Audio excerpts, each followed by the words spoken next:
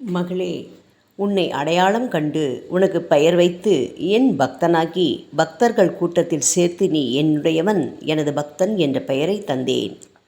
ஒன்றை விரும்பி வேண்டுவாய், உனக்கு அது கிடைக்கக்கூடாது என்பது விதி. ஆனாலும் விதியை மாற்றி விருப்பத்தை நிறைவேற்றுவேன். இதனால்தான் உன் வேண்டுதல் கடைசி நேரத்தில் நிறைவேறுகிறது.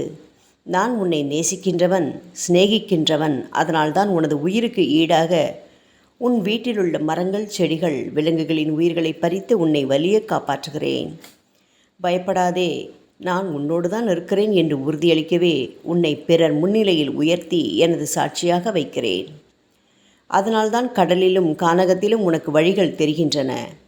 துன்ப சேனைகள் உன் முன்னால் தாக்குப்பிடிக்க முடியாமல் சிதறி ஓடுகின்றன. உனது பிள்ளைகளும் சந்ததியும் எல்லா துன்பங்களையும் வென்று வாழ்வில் உயர்கிறார்கள்.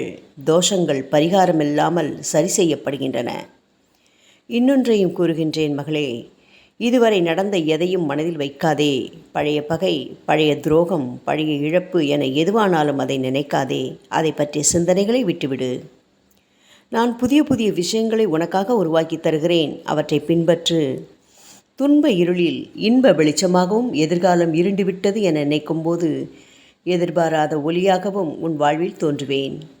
நினைத்து பார்த்திராத இடத்திலிருந்து உதவி உனக்கு வந்து சேரும். கெட்டவர்களும் வந்து உன்னை புகழ்ந்து உனது நட்பை விரும்புவார்கள். எவையெல்லாம் இப்போது உன்னை தியாகம் செய்துவிட்டு போயினவோ அவை யாவும் உனக்கு பெருமை சேர்க்கும் விதமாக திரும்ப வந்து சேரும். விற்பனை செய்ய நினைக்கும் இடம் விற்று உன் நிம்மதியை பெருக்கும். கடன்கள் அடைந்து நிம்மதியை காண்பாய். மொத்தத்தில் 4 விஷயங்களையும் நன்கு மனதில் பதிய வைத்து பிறருக்கு துன்பத்தை தராமலும் வாழ்க்கையின் கடைசி நோக்கம் எதுவென புரிந்து அதற்கு ஏற்ப எதன் மீதும் நாட்டம் கொள்ளாமலும் என்னையே நினைத்து என் நாமத்தை துதித்தால் உனது வாழ்வில் எல்லா மங்களங்களும் வந்து சேரும். என்னையே தியானம் செய். எனது நாமத்தை மனதில் சொல்லி துதிப்பாடு. என் மீது அதிருப்தி கொள்ளாதே, அது பாவமாக மாறும். என் அருளை பற்றி மனம் சலிப்பது துக்க நிவர்த்திக்கு உதவாது. மாறாக உன் வினைகள் தீர்ந்திட தான தர்மம் செய். என் கோவிலுக்கு எண்ணெய் அளித்து கோவில் தீபத்தை அணையாமல் பாதுகாப்பாயாக. அன்னதான சேவையில் ஈடுபடுவதை கடமையாக கருது. எனது ஆசீர்வாதம் உன் மேலும் உனது குடும்பத்தின் மேலும் பிள்ளைகள் மேலும் நிறைவாக இருக்கும். இது என் அன்பான வாக்கு. என் வாக்குகள் என்றும் பொய்ப்பதில்லை.